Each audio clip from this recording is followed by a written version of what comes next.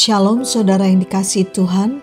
Pesan firman Tuhan hari ini tentang dua pembunuh yang mematikan.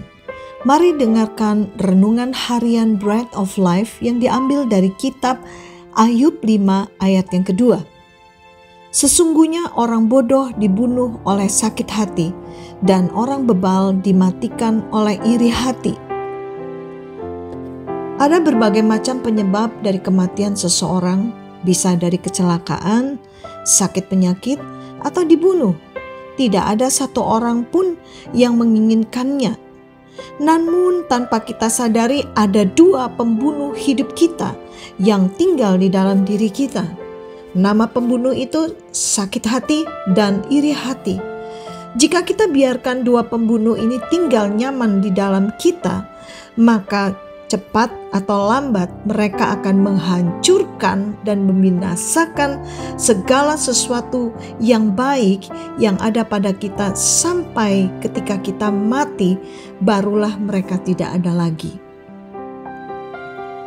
Sakit hati dan iri hati itu tinggal dalam diri orang bodoh dan orang bebal. Orang bodoh dan orang bebal adalah orang yang tidak bijaksana, tidak takut akan Tuhan, dan cenderung bertindak berdasarkan nafsu atau emosi yang salah tanpa pertimbangan secara rohani dan moral yang benar. Kenalilah dua pembunuh yang mematikan ini. Pembunuh pertama adalah sakit hati. Kondisi emosional orang sakit hati ada pada saat hati seseorang merasa terluka karena perlakuan orang lain, terutama orang terdekat yang mengecewakan dan mengkhianati kepercayaan, mengalami penolakan atau penghinaan, bahkan kegagalan serta kehilangan orang yang dikasihi. Orang yang memiliki sakit hati biasanya sedih, marah, kecewa, putus asa, kehilangan semangat, menyendiri, atau sulit untuk mempercayai orang lain. Kenali juga pembunuh yang kedua adalah iri hati. Iri hati adalah suatu perasaan tidak senang atau cemburu terhadap keberhasilan, kelebihan, atau kebahagiaan orang lain, disertai keinginan untuk memiliki apa yang dimiliki orang lain tersebut, bahkan berharap orang tersebut mengalami kerugian atau kehilangan. Orang yang memiliki iri hati akan merasa terganggu saat melihat orang lain sukses atau bahagia.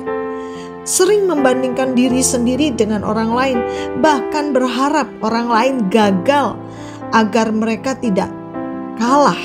Iri hati jika dibiarkan ada dalam diri kita, maka akan membuat kita sulit untuk bersyukur, menjadi rendah diri, kebencian, gosip, dan tindakannya akan merugikan orang lain. Sakit hati dan iri hati akan memicu stres, depresi, sakit jiwa, kelemahan tubuh, serta sakit penyakit lainnya. Sebab itu jika kita tidak ingin mengalaminya, jangan biarkan sakit hati dan iri hati membelenggu serta mengendalikan hidup kita. Hiduplah merdeka dari sakit hati dan iri hati dengan memohon pertolongan pada Roh Kudus, agar kita memiliki kemampuan yang pertama untuk bertobat dari perbuatan yang jahat di masa lalu. Yang kedua, agar dapat mengampuni dan melupakan orang yang telah berbuat salah pada kita. Yang ketiga, agar dapat mengucap syukur dalam segala keadaan.